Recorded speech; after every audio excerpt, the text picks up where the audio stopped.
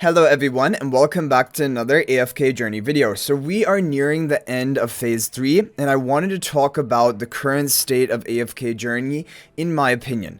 So what we're going to start with talking about is the Crystal Clash event, which is going on right now, because I do think they did a really good job of making the event much less time intensive, much less repetitive, and able to get all of the rewards from the shop. I basically bought out the entire shop and this is only the fourth day of us playing Crystal Clash, and so overall I think this is exactly kind of the balance which players enjoy, which is that we definitely still have the combat and the gameplay of Crystal Clash, but it isn't like super pressure of a lot of time we need to invest in order to get all of the rewards. Now apart from this, we have the new raid system in Clashfronts.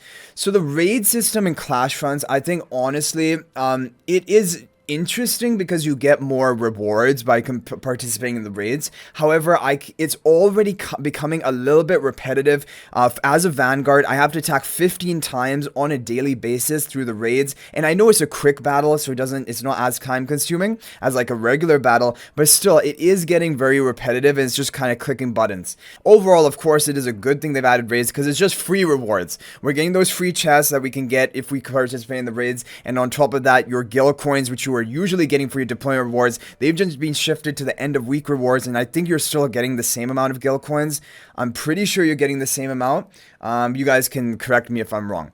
Now, of course, we cannot talk about phase 3 without talking about Homestead, because Homestead has been introduced in phase 3, and I think they did a really good job with this game mode. It provides more gameplay and also on a casual basis because there's not really any time pressure in Homestead. There's not any competitive leaderboard. It's just you move at your own pace, upgrade over time, and eventually you're going to claim all the rewards from upgrading your Homestead.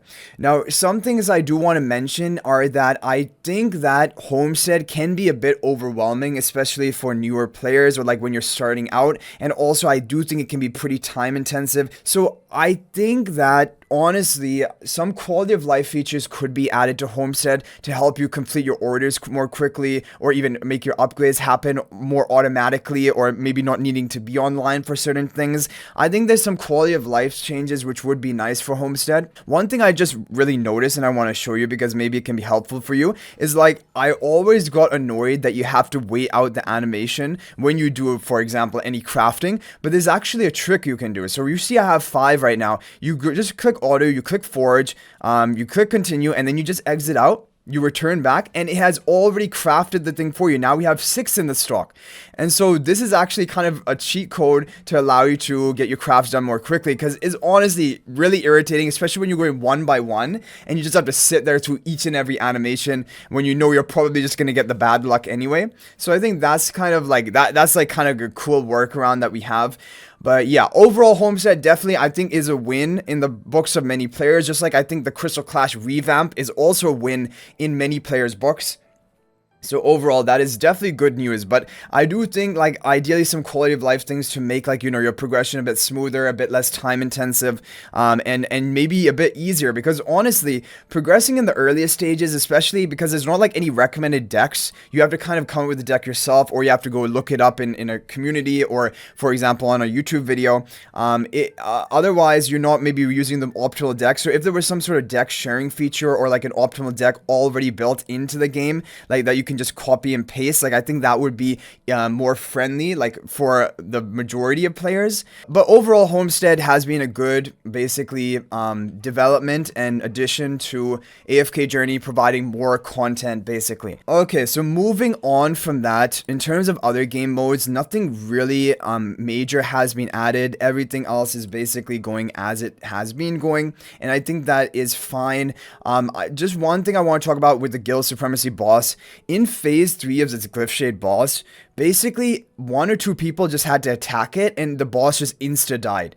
And that is frustrating because you know your season quest rewards, you need to do a certain number, which in total is 30 attacks onto the Guild Supremacy Glyph Shade boss. And unless you're sitting there right after reset, it's hard for you to get all of those 30 attacks in throughout the whole season.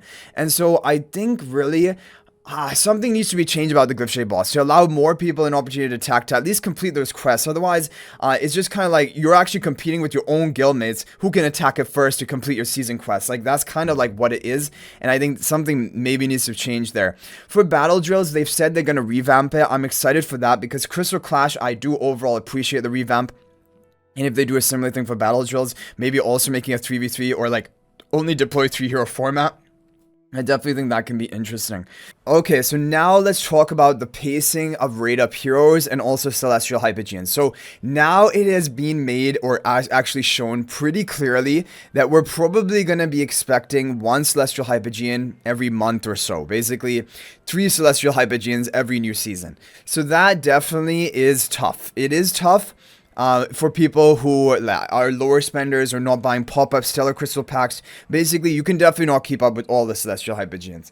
However, you don't need to. That is the good news. That generally per season, there's only 1, sometimes 2 really meta Celestial Hypogeans that you have to build. For example, this season, it was Baelran.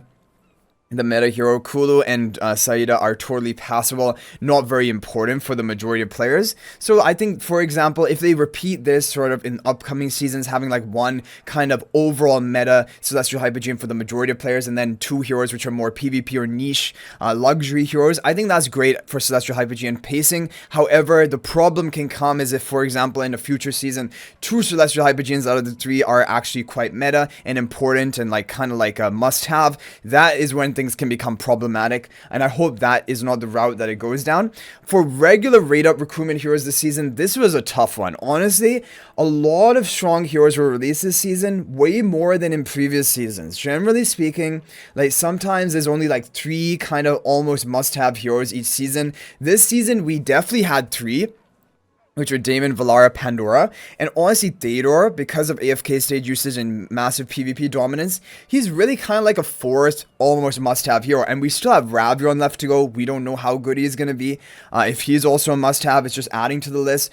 Zany, honestly speaking, is not a must-have. Zany is a hero that is quite skippable, and so like that's kind of like at least, yeah, and then the other heroes, Pang, Indris, Zandrock, quite skippable as well. So honestly, it hasn't been too bad, but I think really the fact that we had this dimensional banner, which was Pandora, who's really strong, and you could only get her through epic recruitment in the future. That put a lot of pressure. Basically, everyone almost had to recruit for her. At least they did give us the free almost 3 copies, maybe even more than that with all the rewards we got. So I don't think it was overall bad for like a lot of players. However, I'm just saying this was a loaded season of strong heroes, and I'm hoping that in future seasons, they really do kind of limit it to 3, maybe at most 4 heroes, which are really important must-haves on your account, and then the other heroes becoming more luxury, kind of like niche units. But anyway, guys, that's overall my thoughts on the State of AFK Journey right now. I do think that, yes, this phase system is not ideal, and it is almost confirmed we're going to have the phase system next season as well, because there was a bullet point on the VN server about the upcoming season,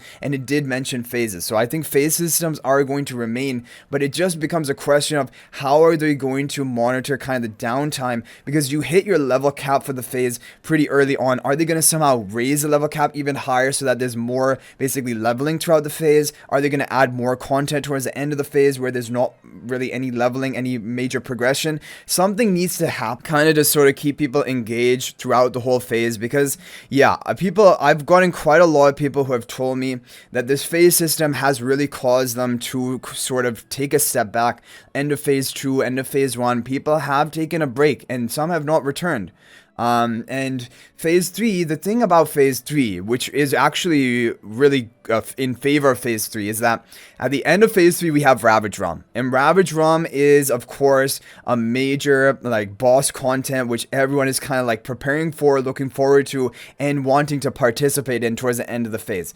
So that is something which keeps people coming back at end of phase 3. But for end of phase 2, end of phase 1, there wasn't really anything keeping people to come back after Primal Lord was done. It was basically just log in daily and do your daily gameplay loop without any actual major new content. So I think something needs to happen end of phase 1, end of phase 2, and even phase 3. There has still been some down periods during this. and I think they haven't patched well with events, but still, especially right now before Ravage Run comes out, there's really not that much content. And like as a content creator, it has been difficult for me to even rack my brain sometimes to come up with what video I even want to upload for today. But anyway, guys, let me know your thoughts about all of this in the comment section down below. What do you think about the current state of AFK Journey? What are your thoughts on how things can be improved? Because the developers do check out YouTube videos, Reddit posts, all of these community posts, and maybe your comments could be taken as feedback to them. So I hope you guys enjoyed the video. Thank you for watching. That's gonna be it for this one. If you guys are not already a member of my AFK Journey Discord server, please join that. There's a link to that in the description of this video, and we talk about everything related to AFK Journey there. Also, if you're thinking about making a purchase in AFK Journey, please use my affiliate link for the official Farlight store. There's a link to that in the description of this video and a pinned comment. There's the best way you can support me and also gain 5% bonus dragon crystals on your purchase. So thanks for watching. I'll hopefully see you in the next video, and until then, everyone, peace out for now.